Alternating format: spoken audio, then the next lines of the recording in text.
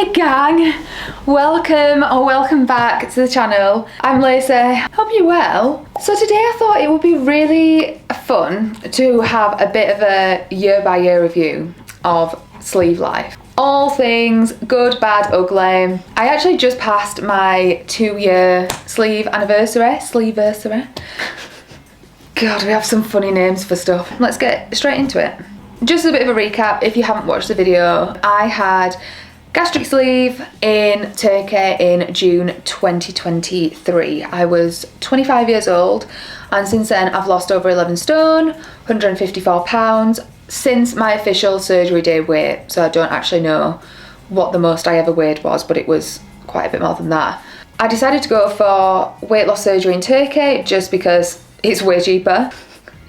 I had really tried every diet, I'd tried every lifestyle change under the sun. Nothing stuck, nothing was working for me. I'd yo-yo dieted for years and you know, it was just a whole mess. I do have a whole video on why I had weight loss surgery. I decided about 3 months before I was due to fly. So I had enough time to really get prepared, get excited, feel all the feelings that come with making a big life decision like that. And it was really just a mixture of fear and excitement. I was scared, you know, what if it doesn't work for me, because I'd kind of conditioned myself to believe that nothing would work for me with the constant yo-yo dieting.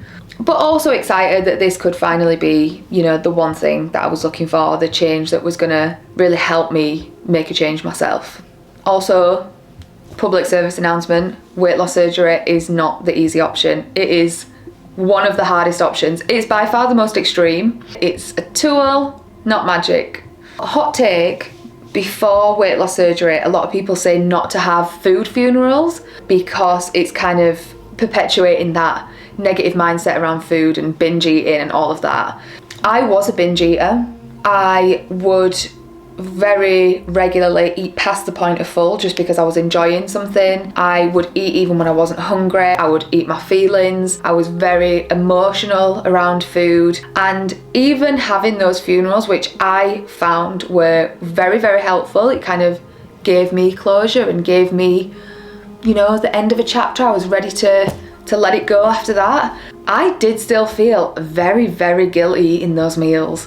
As a fat person, you do kind of have that guilt of eating in public, and you kind of have to, this mindset of you have to earn your food. All of that diet culture, negativity, toxic bullshit. Deep down, I knew that I was just out of control, and I really wanted to believe that I deserved better, and I really, really, really wanted to give that to myself. Good morning and welcome to Istanbul. It's the day of the surgery, so I'm feeling kind of nervous, like a little bit nervous, not gonna lie, but I do feel generally quite positive. I did have a few tears this week, quite a few tears this week. I think that we are resolved, and I think I've kind of made my peace with it and like what's about to happen, so I'm feeling pretty positive. Been on a liquid diet since Thursday, so I haven't eaten any solid food in like 4 days, so I'm a little bit tetchy, I'm a little bit hungry, but yeah, feeling pretty good. Want to just get on with it now. I think the thing I'm most scared about is obviously not waking up. If something happens, like if they nick something else that they're not supposed to get. Anyway, I've done my research and the likelihood of that is pretty slim, so I'm not feeling too negatively about that. I've kind of made my peace with it, like I said, so yeah, I'm excited. On the whole, very excited. Like, yeah, we'll just see, won't we? We'll just see. I think I'm mostly worried about like the pain. So once I wake up and I'm not in pain, or I'm in like a little bit of pain that I can manage, then yeah, that's different. But yeah, so wish me luck. See what... On to post-op. So I was in Turkey for a week, and as soon as you wake up, you are into the thick of it. You are just, that's your life now, you're in it. And I remember waking up in Turkey and thinking, I will make this a success because I have not gone through all of this for nothing. The gas pains, don't let anyone tell you different. The gas pains were the worst. babe.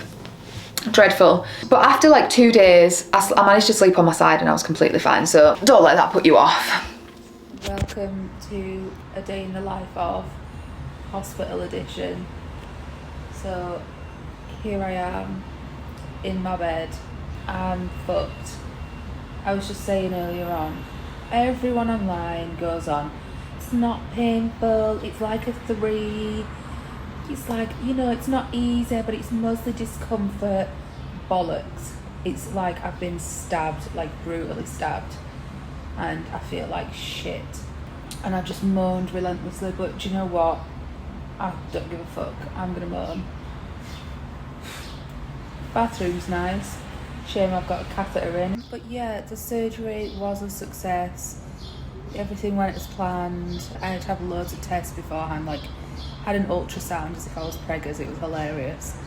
And then they said that I had a strong heart and everything, which was good. The surgeon came in to like introduce himself, and he said, you were originally the second slot. The person before me was diagnosed as pregnant. So we were like, fucking hell, right, there you go then. Diagnosed as pregnant. Imagine flying all the way to Turkey and finding out that. I've had a few tears, quite a lot of tears. Woke up from the operation crying. Cried for about an hour afterwards. One day at a time, I suppose. There are 4 post-op stages. So there's liquid, puree, soft, and then solid food. In the early days, I really struggled with the lack of food texture and the lack of food variety.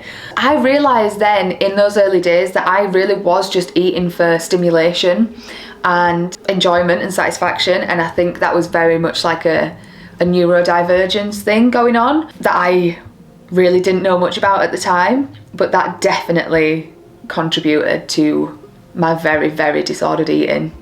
So you've got tiny portions, you know, I had my other half literally spoon feeding me water. You just can't stomach anything in the early days. You know, people message me on Instagram and say, oh, you know, how did you get 80 grams of protein in the first 3 months? I didn't.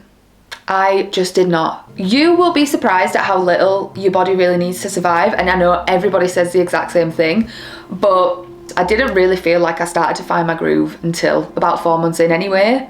All of that time I was thinking, oh my God, you know, am I going to be a failure at this as well? I really thrive on routine, and having no routine with my appetite was really difficult. You know, I wasn't hungry when I expected to be hungry, and having to break those habits of, oh well, it's lunchtime now, I'm going to eat even if I'm not hungry. You know, those first 4 months were very difficult, unlearning a lot of bad behaviour. So if you are in the early stages, you are not going to meet your protein goals for the first few months, and that is completely fine. You know, you're not going to die, nothing bad's going to happen. As long as you pick it up as soon as you can, you're fine. But I didn't start getting my protein for a good few months. And as well, when you do start getting your protein and all you can stomach is just those shitty Lidl protein shakes, like that was all I could have really in the liquid stage. And when you're sick of them, oh, it's just the worst. It's so shit. It's so shit when you're just fed up of everything. You just gotta hang in there. What I always say, my key lesson from this time in my life is that we're aiming for consistency, not perfection. You are never ever gonna be the perfect bariatric patient. I definitely never have been, definitely never will be, and that's because there's no such thing. Flat out, there is just no such thing as the perfect bariatric patient. Everyone's bodies react so differently to it. Everyone loses weight at a different rate. We all need different amounts of food, and as long as you're consistent, that is all you can ask of yourself. I really had this all or nothing mindset that really contributed to my obesity in the first place. So it was absolutely #1 lesson for me to have to unlearn that. And I think a lot can be said for that as well in terms of neurodivergence. Yeah, it's very difficult in the early stages. So after I lost my first stone, which was, I want to say it was about a month, 4 or 5 weeks, I really had like a massive boost of confidence. Even though it was just a stone, as people like to say, that really symbolises the start of something. I noticed that I had a lot more trust in myself, and I really had a lot more positive mindset. And I was really excited for the journey as well, and I think that is really important, to just enjoy the journey you're on. I know, everyone hates the word journey, but there's no better word to describe what you're going through. So I'm going to use it. You just build in trust through those little wins. Building trust with yourself. You know, you said you were going to do something and you're doing it. Look, I'm doing the thing. I can do it, and I can do it now. I've lost a stone, I can lose 10. Little tiny increments like that towards a bigger goal makes it so much more doable and so much more enjoyable, and also way less daunting. I know everyone is different with this as well, but I chose to not tell many people about my surgery. You know, I could count on 2 hands how many people knew. And that was important for me personally, because I really believed up until this point, after all the years of yo-yo dieting, that I was a failure and I might fail at this as well. And if I already feel like a failure and everyone knows I've had 80% of my stomach removed and I still can't lose the weight, then everyone else is going to think I'm a failure as well. First of all, that wouldn't have been true, because you can have weight loss surgery and still not lose weight. That is completely valid. However, I had a real fear of being seen trying at the time. And to an extent I still do, which is why I really try and put myself out there, you know, with starting YouTube, for example. It can be really, really difficult to be seen trying at something. We're so concerned with what everyone else has to say, but who fucking cares? All that matters is you're doing something for yourself, and if anyone says anything about it, 90% of the time, 99% of the time, they are projecting. Fuck them, do the thing. Come on, baby, come on then. Oh, good girl. So yeah, fuck them, feel the fear, do it anyway. Do it for yourself, don't care what anyone else thinks. It's easier said than done, but I promise your life will be so much better and so much freer once you stop giving a fuck. Isn't that right? You know that, don't you? Cutie. After the first couple of stone though, people do start to notice that you've lost weight, and people do feel the need to comment on the fact you've lost weight. One thing I've always been kind of constantly surprised at is how comfortable other people feel commenting on your body. I've had people's grandmas come up to me who haven't even said hi, haven't even asked how I am, and have literally in front of a group of people said, "How much weight have you lost now?" How rude. And that was another reason why I didn't want to tell people. I didn't want to broadcast this as what I was doing, because I didn't want to feel observed while I was trying to figure shit out. It's really daunting going through weight loss surgery, and you are really going into the unknown. You don't know what's going to happen. You don't know how your body's going to react. That, for me, that experience really solidified that fear, and that really takes some getting over. So for me personally, I was glad I didn't tell people. You know, I don't lie about it now. If someone asks me outright, I will not lie. And I'm happy to talk to people who are respectful about it. But it's quite surprising and quite unsettling just how comfortable people are with commenting on your body. I've always hated that. When I did Slimming World a few years ago, I'd lost about 1.5 stone, 2 stone, and that's the point when people start to notice. A lot of people were saying, "Oh my god, you look amazing, wow, you look so good." And I'm like, firstly, did I not look good before? And secondly, that really like tied my worth to my weight. And that's so bad. That's really not a nice experience for that person in that body. If you are self-conscious about your body, and someone is telling you that you look great and you look better for being smaller, if that's something you want to say, just don't. Just don't. It's mean. Stop it. However, with all of that being said, I completely appreciate and acknowledge that people say these things because they believe that's what you want to hear. And for a lot of people who are on a weight loss journey, they do want to be validated, and that's completely fine. That's so fine. You go ahead and do that. For me personally, I didn't like it. I do understand that people kind of are saying it from the goodness of the heart, and they're saying it from a good place. They're saying it from a place of love. They want to support you. They want to cheer for you. That's amazing. That is so lovely. It's just a very, very awkward line to tread. So for me now, I won't comment on someone else. Like if I've noticed someone else has lost weight, I just won't say anything. unless they bring it up to me. I think if people were just a little bit more mindful of the fact that not everyone is trying to lose weight. You don't know why someone's body has changed, whether they're gaining or losing weight, intentionally or unintentionally. It's not anyone else's place to comment on that. And I'm not gonna pretend like I'm super comfortable with calling people out for it either, because I'm not.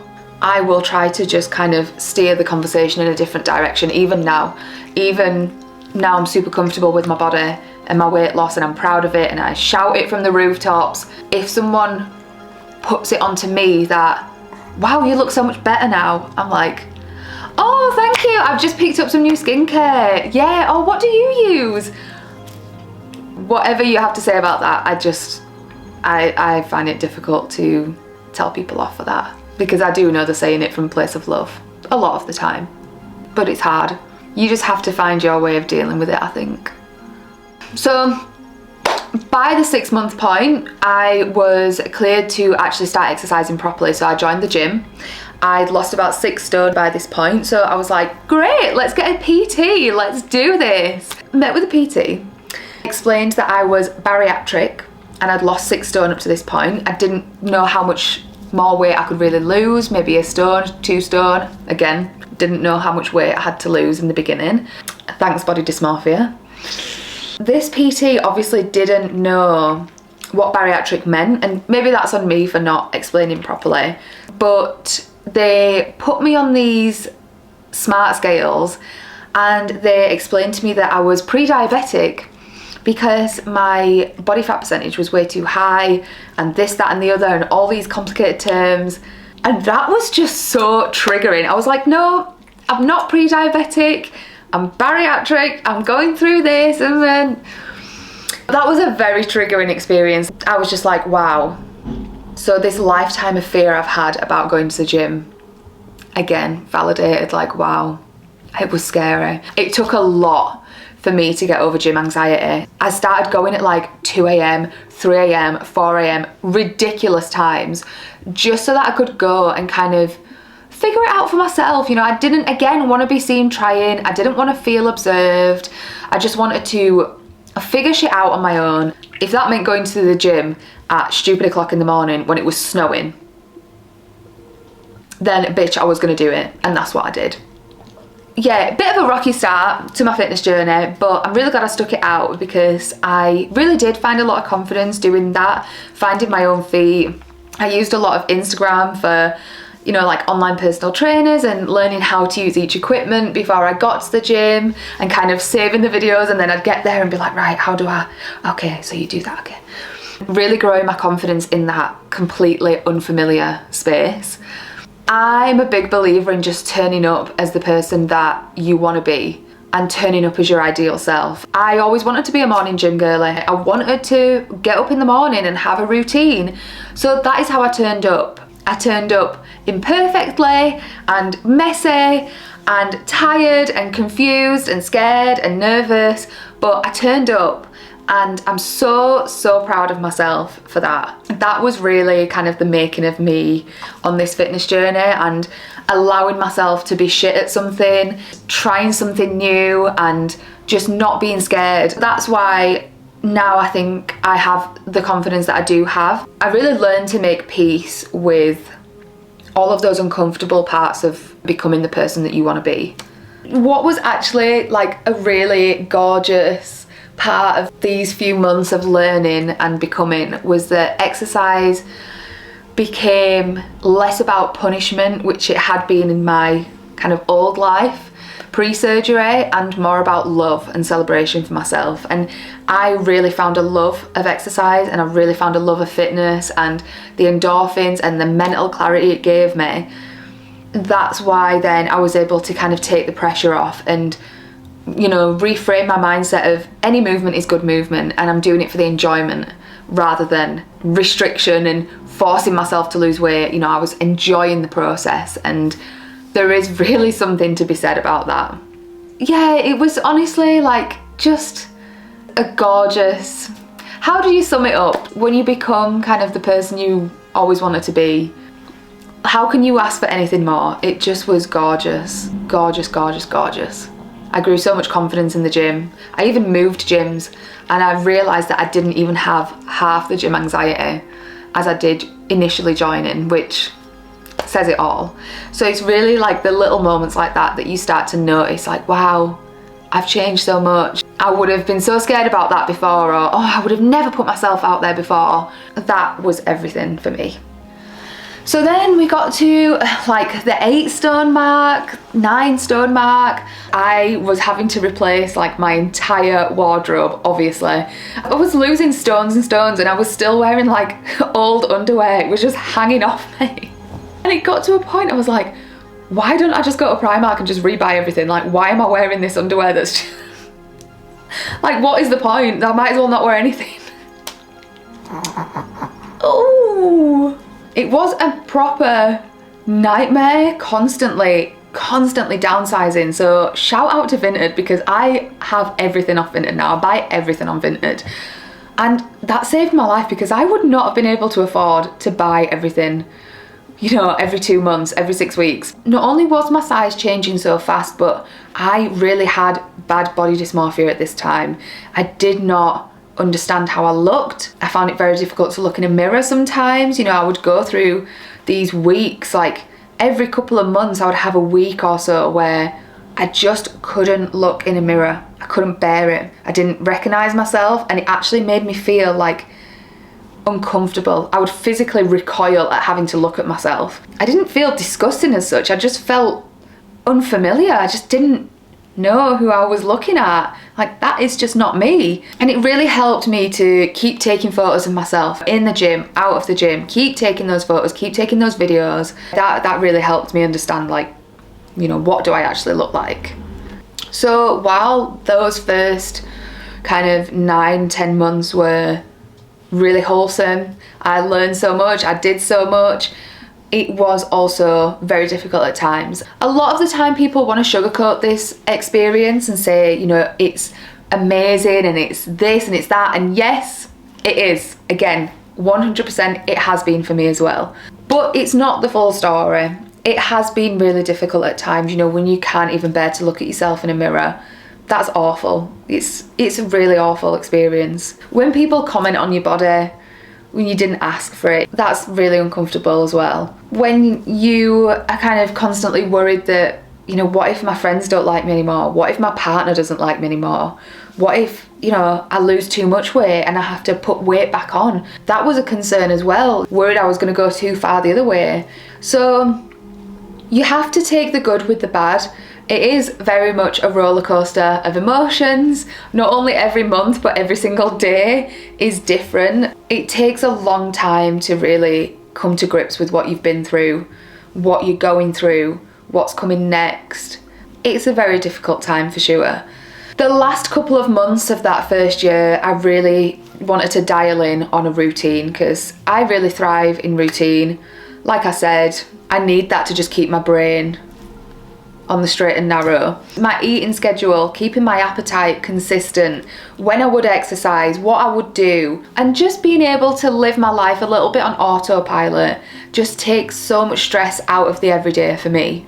Yeah, you know, like pre-surgery, I was living quite a chaotic life, moving cities a lot. I was working all over the place. I bought a house. I really needed to plant some roots and sort my life out. I was planning my first ever holiday post-surgery, and what was really gorgeous about this is that my first year anniversary fell whilst I was on this holiday. I was wearing a bikini and feeling confident. I was not concerned about what anyone else was thinking about me.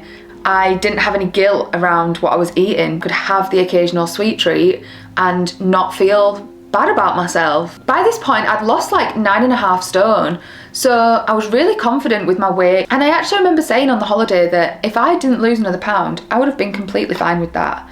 And that in itself just felt like an amazing, amazing way to close off that first year. So I think that pretty much covers the first year honeymoon phase. I really try to be a positive, happy person, and I feel like I am naturally, so I don't want to give the impression that this first year was anything but a nightmare. It was 100% an equal share of good and bad. I had some amazing wins. I felt comfortable and happy for the first time in my body ever in my life, and that was just such an incredibly freeing, amazing feeling, and I wish that for every single person.